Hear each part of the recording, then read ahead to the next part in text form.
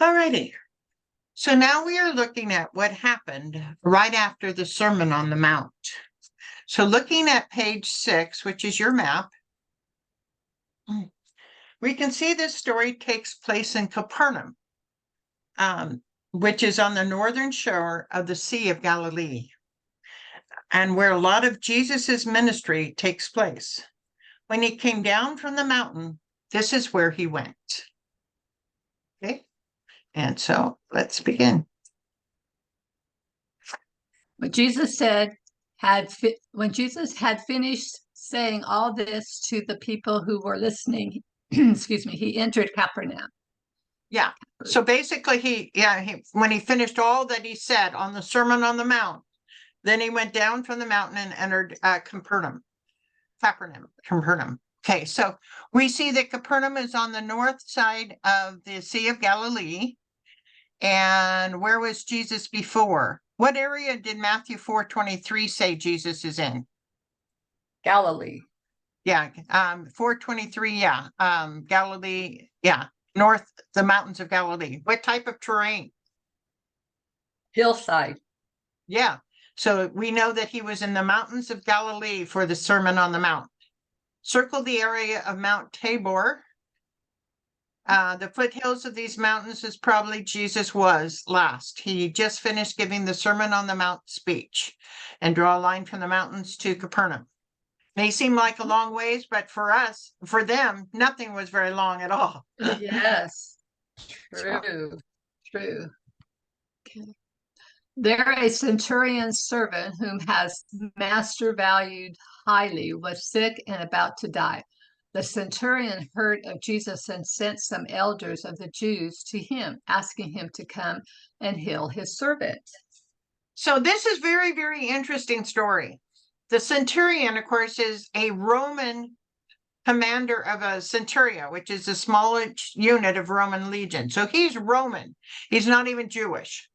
A legion was nominally composed of 6,000 soldiers, and each legion was divided up into 10 cohorts, with each cohort containing 6 centurions. The centurion thus nominally commanded about 100 men, and there were 60 centurions in a legion. The centurion is Roman and not a Jew. So he is asking a Jew to go to Jesus, usually the Pharisees or whatever, to go to Jesus. So he is asking another person who doesn't believe in Jesus to go to Jesus. So it's a really interesting story. Yeah. So who was sick? A centurion's servant. Right. What was the centurion's feelings about his servant? Value highly. Mm-hmm. Who did this centurion hear about? Jesus. Right. Based on the story, the centurion probably heard that Jesus healed the sick. Obviously, he has a lot of concern for his servant. He hears someone can heal the sick, and so he wants him to come to heal his servant. Who did the centurion send to Jesus? Some elders of the Jews. Right. Elders meaning Pharisees, Sadducees, people who are in control, rulers. What did the centurion want Jesus to do? Heal his servant. Interesting point. We have a Roman soldier who is not brought up to believe in one God, asking Jewish elders who did not believe Jesus was the Messiah to ask Jesus for a healing miracle.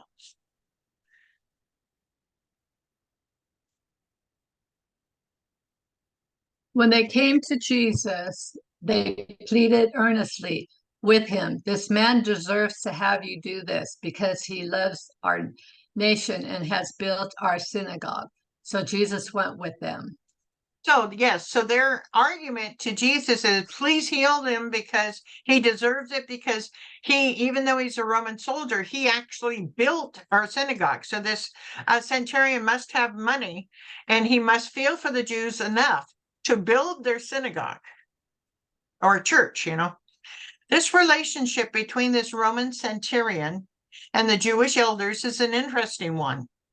The Jews hated that Rome occupied and ruled over Israel, and yet they respected the centurion.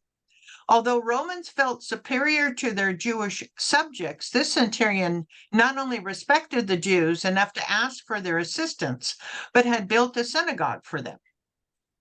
How did the Jewish elders express their plea to Jesus, casually or earnestly? Earnestly. The Jewish elders gave two reasons why Jesus should do this for the centurion. What are they? He loves our nation and has built our synagogue. Right. What did Jesus do? What did Jesus do when they asked for help? Jesus went with them. Okay. Notice in the picture there are people with Jesus. Who do you think they are with them? His apostles. Yeah, his apostles. His And apostles a large crowd. right. His apostles, his disciples, maybe even the ladies, although we don't see the ladies in the picture. These things. So he has a large crowd still with him that follow everywhere he goes. Normally, the Jewish elders would have been very wary of Jesus's power and popularity. Yet you don't see any of that here. Why do you think that is? Because all the centurions did for them.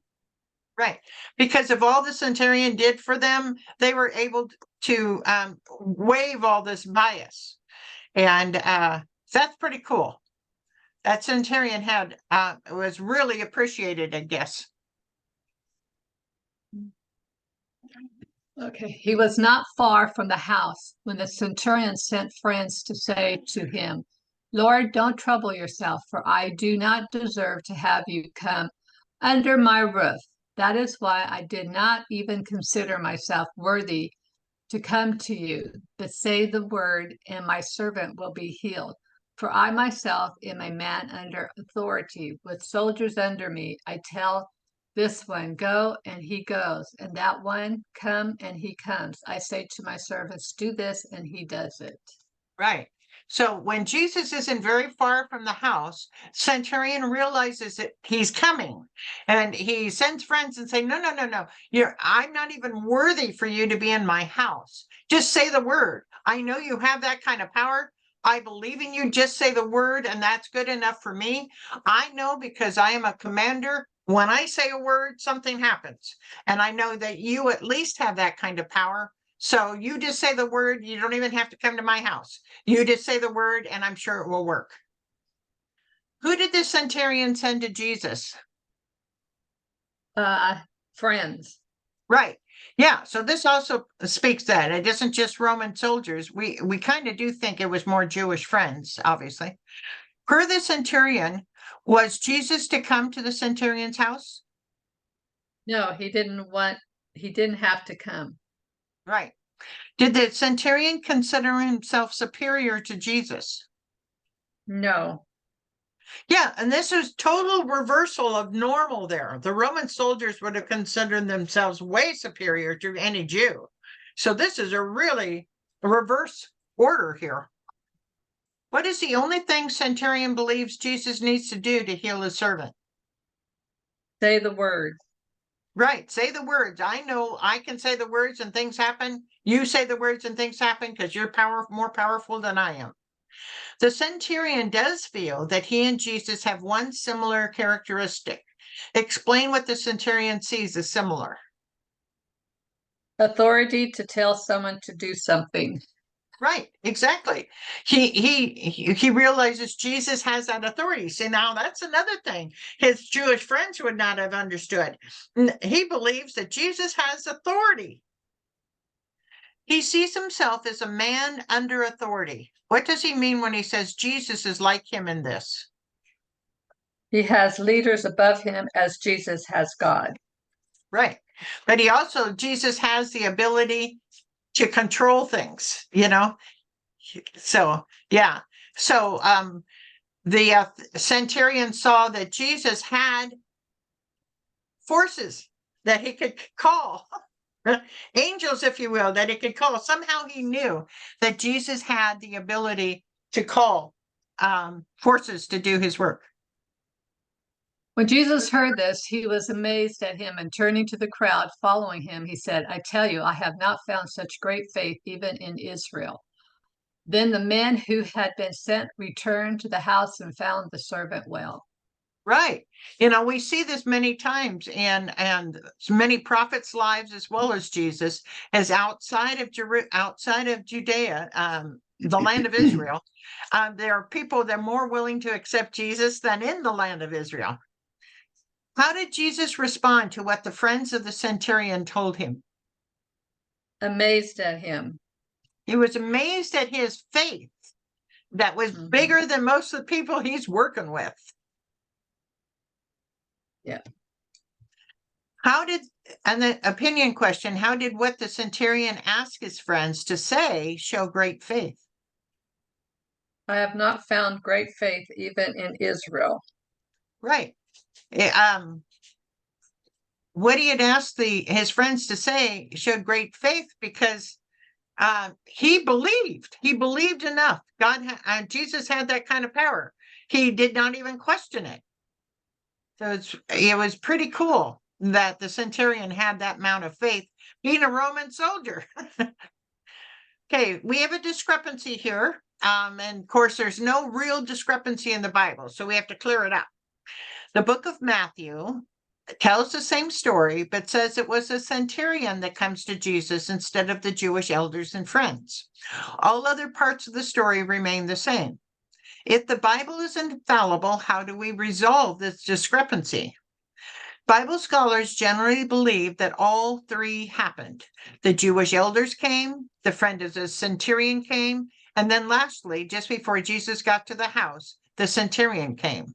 The story is simply told from a different perspective. Luke, who gathered his story from many witnesses, tends to be more detail-oriented, whereas Matthew, who was there, went straight to the point of the story. Matthew says, 8:5-6, when Jesus had entered Capernaum, a centurion came to him asking for help. Lord, he said, my servant lies at home paralyzed, suffering terribly. So. It's too bad God doesn't help everybody like that. You know, there's so many sickness in the world. Right. But the thing is, and what I've come to understand is sickness and health and dying, that's going to all happen. He is going to heal someone that's going to make a difference in the world. So if there's a miraculous healing, you might want to see what is around that person. Whose lives have they affected in that miraculous healing? Someone is being infected that is going to move God's world forward. As far as, does a person who saw this now become a pastor? The person who saw this become the mother of the son who's a great evangelist? Something, because it's God's purpose that people get healed or not healed, and not just that they die or not die. So it's for God's glory that those things happen, I guess is what I'm trying to say. Yeah, well, that's just like with Pastor Jack Hibbs. He told us that his mom was raped and she was going to have an abortion.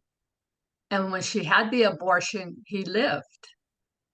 And so I don't know what age she told him that, but look at him now. He's a preacher. Right. And he's so good at what he does. Yeah. But that was amazing. Yeah. And I do think I had a friend who was a dwarf, and his mother was going to abort him and didn't at the last minute. And he is a advocate against abortion. He says, if my mom could have aborted me, I wouldn't be here. So he's just an advocate against it. So, sometimes I think things happen for a reason, for God's plan, not necessarily our individual plan. Draw a line from Capernaum to the city of Non. Oh, I see some Non. Okay. Under Nazareth. What is the amount of time shown in the first part of this verse between the prior story of the centurion and this story? Did we read it yet? We didn't. Did we read that? Okay, go ahead and read. No. Soon afterwards, Jesus went to a town called Nan, and his disciples and a large crowd went along with him. Right. And I actually have a picture of Nan today on the bottom there. Yeah. Okay. So we've traveled to Non, which is below Nazareth. Yeah. What is the amount of time shown in the first part of this verse between the prior story of the centurion and this story? Soon afterward. Right. So it happened right after. For whatever Yeah. reason, he's been called down to this town of Nain. I don't know if he's heading toward Jerusalem. We'll see, maybe. Who went with him according to the verse? Disciples and a large crowd went with them to Nan. Right. Nain is a small village in the area of Galilee at the base of Mount Tabor. Nain is only mentioned in the Bible this one and only time. Wow. Mhm. As he approached the town gate, a dead person was being carried out, the only son of his mother, and she was a widow, and a large crowd from the town was with her. So what did Jesus approach? The town gate.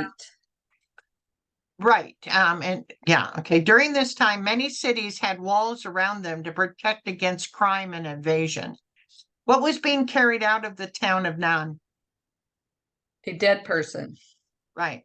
Usually the tombs for burial were outside the city gates, both for health reasons and for the smell. How many sons did this mother have? One. Did she have a husband? She was a widow. Right. Who was with her? A large crowd. To be a widow during this time was a difficult situation to be in. Since a woman could not financially support herself, then losing her husband would mean that she would have to depend on the kindness of her family and others for means of support, which meant many widows were poor and destitute. If they had no sons to work the land or continue the work of her husband, debts would also rise, which would often mean the loss of her home. There was no welfare, social security, or pension. Many widows, without the kindness of others, would become part of the homeless living in the streets. Wow. When the Lord saw her, his heart went out to her, and he said, "Don't cry." Then he went up and touched the bier where they were carrying him on, and the bearers stood still. He said, "Young man, I say to you, get up." The dead man sat up and began to talk, and Jesus gave him back to his mother.